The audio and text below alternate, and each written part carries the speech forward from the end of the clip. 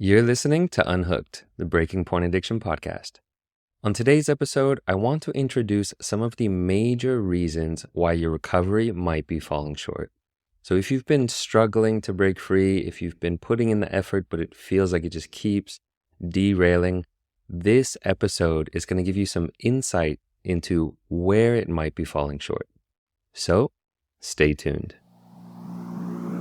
1, 2, 3, 4. Hi, I'm Jeremy Lipkowitz, and with over 12 years of meditation experience as a mindfulness trainer and coach for high performers, I've become obsessed with helping people break free from compulsive, unhealthy behaviors and addictions and step into a life of true freedom so that they can finally become their best selves and cultivate deeper and lasting fulfillment. I've created Unhooked, the Breaking Porn Addiction podcast, to give you simple, actionable, step-by-step strategies to master your mind and optimize your life. This is Unhooked.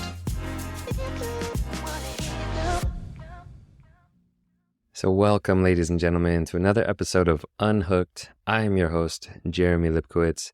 Excited to be with you here today for another episode. And this is a kind of a midweek episode. Usually I just record an episode once a week, but I was feeling inspired by some content that I watched recently from a man named Alex Hormozi. Some of you probably know of him. He's big in kind of the entrepreneurial world. And he had a piece of content on YouTube that was titled something along the lines of the real reason why your business isn't growing.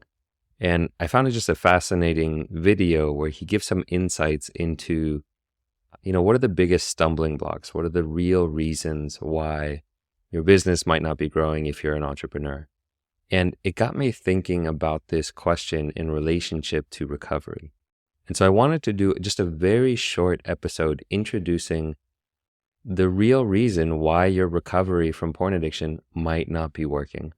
So what I'm going to do is introduce these 7 key factors that prevent most people, the 7 biggest stumbling blocks that get in the way of people really recovering from porn, really recovering from addiction at the core level.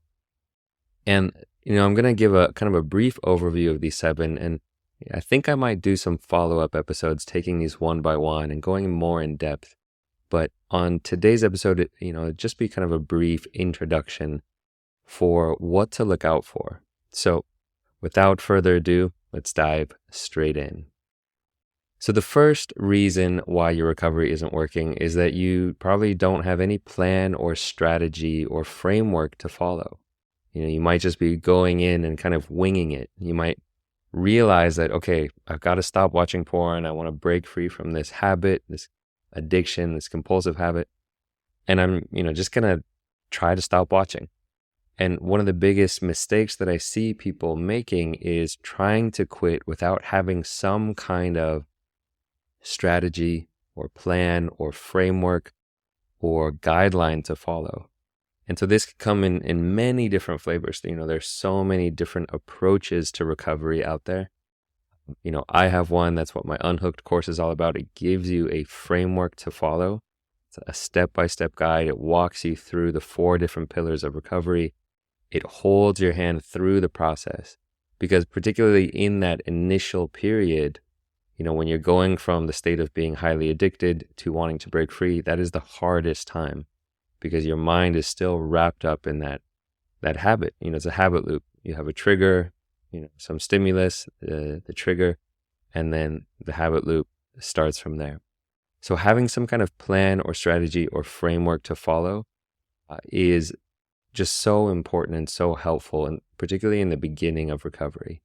So that's the first reason why your recovery isn't working, is if you don't have anything to follow and you're just winging it. Reason number 2 is related to this, and this is if you are not going to the root cause of the addiction. A lot of people I see are just focused on the behavior itself. They just say, okay, I just need to stop watching porn. But the truth is, if you're not going to the root of addiction, the source of the addiction in the mind, which is craving, lust, desire, this wanting. And if you're not addressing those deeper internal issues, then any approach to recovery is just going to be superficial. You might break free of some habit or behavior temporarily, but it will pop back up either in the same region, the same area. You might stop watching porn for 2 weeks and then it just comes back, or it will pop up somewhere else. So you might be able to stop watching porn, but then maybe you just develop an addiction to dating apps or to sex workers and escorts or to Netflix. So in this practice of recovery, it's not just the behavior or the substance. We really have to go to the root cause of the addiction. The underlying cause, the underlying trauma that made you want to reach out for that escape, for that numbing out in the first place. So that's the second reason why your recovery won't be working, is if you are not going to the root cause of the addiction. Reason number 3 is again related to this, which is if you are relying solely on willpower and motivation to get you through. This is something that I see in so many people who are new to recovery, who think, okay, I just need to get motivated. I just need to be stronger and have more willpower, and it fails. Because the truth is, willpower is a limited resource. We only have so much of it. And when you put it up against these very strong influences in our society, like porn and junk food and social media and distractions, it's very hard for willpower alone to win out. Now, willpower is important. This is something that we cultivate through meditation, self-management, self-control, willpower. We can cultivate that skill set. But relying on that alone is not a good recipe for recovery. You need to have these other ingredients, like understanding habit science, understanding behavioral architecture, understanding stimulus control. All of these other things, some of which I'm going to talk about later in this list, but relying solely on willpower and motivation is not going to work. Reason number 4 why your recovery is not working is if you give up as soon as it gets difficult. So this is another thing I see is people who start out and they're very motivated, they're excited about this change, and they're in what we call the honeymoon phase of recovery. You're motivated, you're pumped up, and it feels easy. It's like, wow, I'm 20 days free from porn and it hasn't been a struggle at all. And I really am excited. I feel like I'm free from this. But what happens is at some point, it gets difficult. You move into what we call the fight through stage. And this is where you start to have those moments of doubt.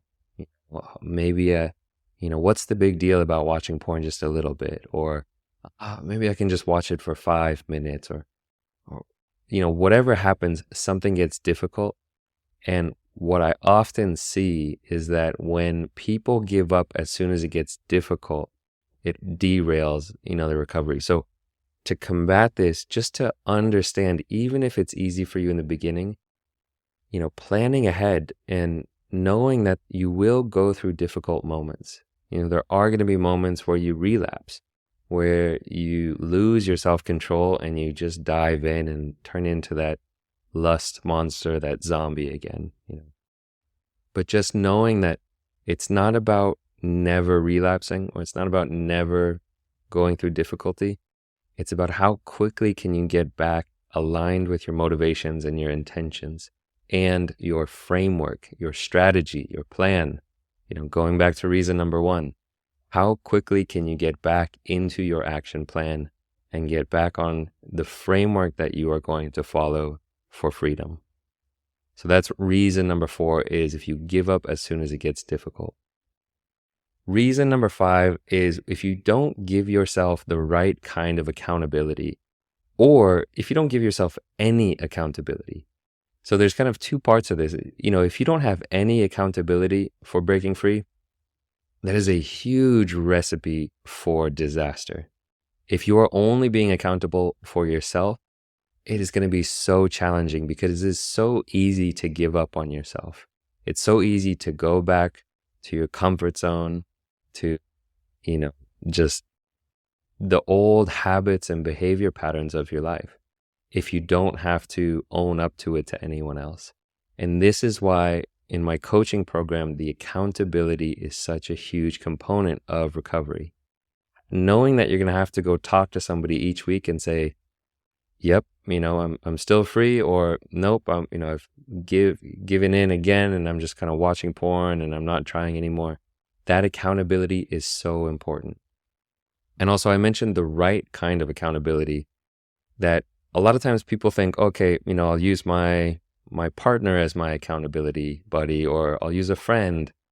And the truth is, using friends and lovers and family members just doesn't work, because your friends and your partner can't risk the relationship by calling you out on your bullshit.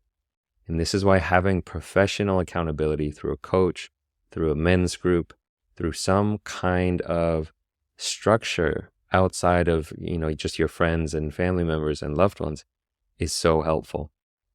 Because you need someone who's genuinely going to call you out, who's going to be a little bit of an asshole and say, hey, what's going on? Get your shit together. To provide a little bit of that tough love is important there.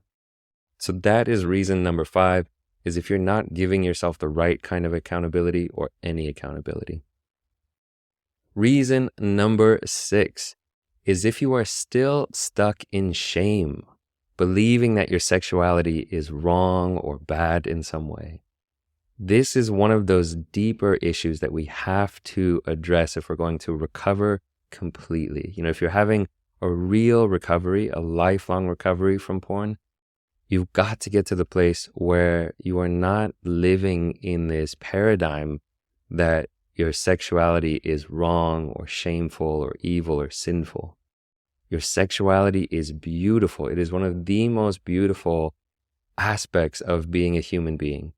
Experiencing intimacy and sexuality and arousal and attraction. These are all wonderful, beautiful things.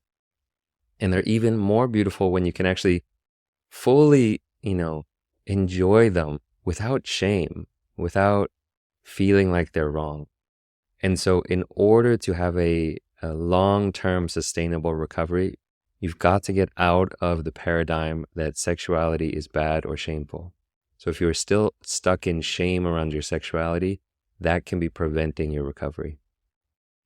Finally, reason number 7 is if you are living without a purpose or without meaning.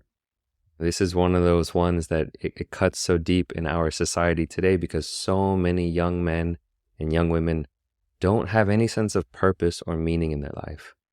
There's just kind of, I just want to make money and have a lot of pleasure and, distract myself. So if you are not sure about what your purpose is, doing some of the work to get clear on at least what are your values, what are the ways that you want to show up in the world? What drives you? What gives you that sense of meaning and purpose? And it might be something as simple as, I want to make the world a better place. It can be very simple. It can be, I want to be of service in the world.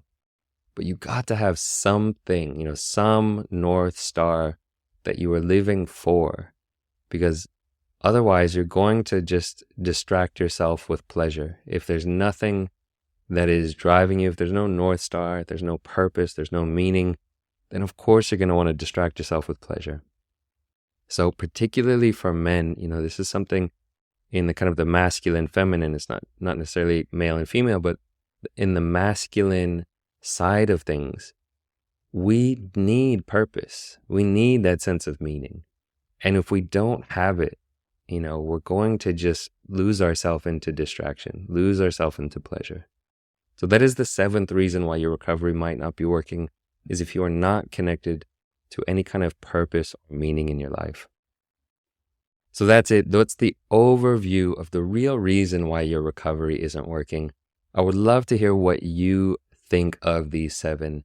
And if you have any other ideas, any other things that you think are holding you back, definitely let me know. Drop me a message on Instagram. You can find me at Jeremy Lipkowitz. You can also just go to my website, jeremylipkowitz.com. And that's it for today. I thought it was going to be a short one. Turns out it's closer to 15 minutes, but I hope you enjoyed it. And I hope you have a beautiful weekend, a beautiful week, and a beautiful life. And until next time, take care.